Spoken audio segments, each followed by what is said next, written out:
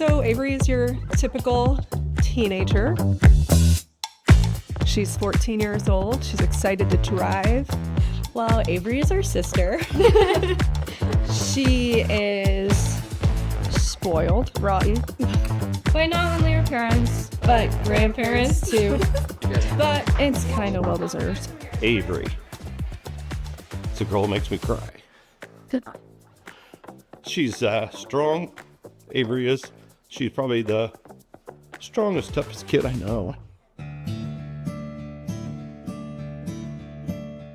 So it's easy to describe Avery as your typical teenager today.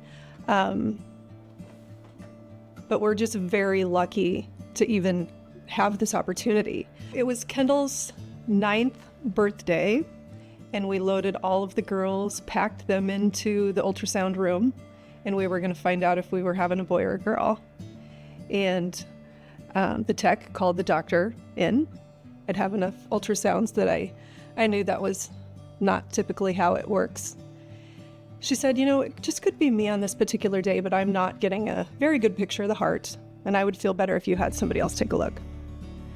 So we had an appointment about a week, 10 days later, and our lives changed that day.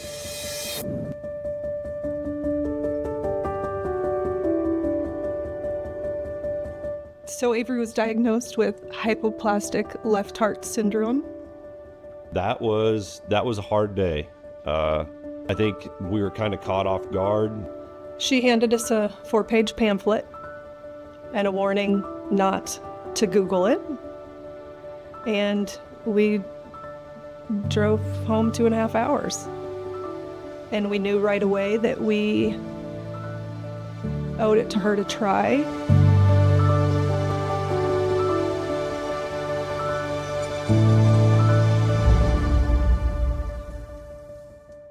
I could sit around and cry all day, or I could learn as much as I could and be as prepared as I could.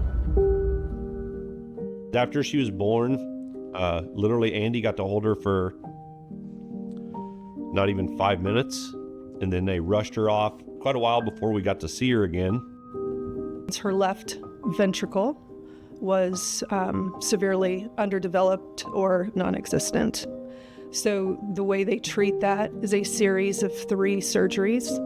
The first is the Norwood procedure, which is typically performed in the first week or 2. Avery was 4 days old when she had her Norwood.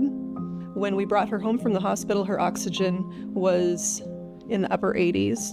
And over the next few months, we saw that decrease where she was in the upper 60s. Her second surgery she had when she was almost 6 months old. So the blood would be more oxygenated and be able to pump throughout her body more efficiently. So she was pink for the first time. When we left the hospital after that second surgery, we had instruction to go home and let her grow up and let her be a kid. Let her play in the mud, let her have fun. So a few months after her second surgery, it felt like life was getting back to normal. And it's kind of the first time that I felt like things might be okay. I remember one time at the lake, just a couple months after that surgery, and the girls were playing in the water, and I had this feeling that I'd been waiting so long for, that we had survived so much and that things were going to be okay.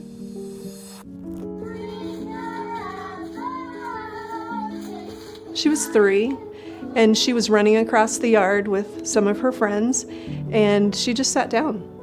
And she just kind of looked like she was in disarray. Like, I can't go anymore. I just got to stay here. For the next few months, instead of playing with all of the other kids, she would just sit on my lap, because the kids would run to the fence, and then she would get there, and then they would play for 2 minutes, and then they would run back. Well, she couldn't make it back. That was hard because it was, her spirit was different. And it was because her body just couldn't do it. So we knew that she was ready for that third surgery.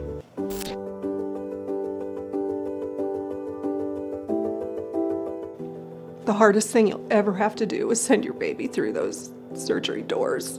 It was just so scary to me.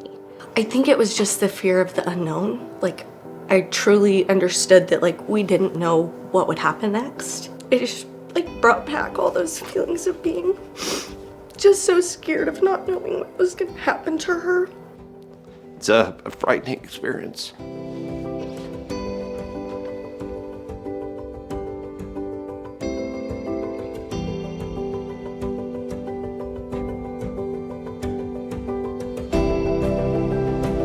Within a couple of weeks, she is literally running circles in the lobby of Children's Hospital. It changed her life.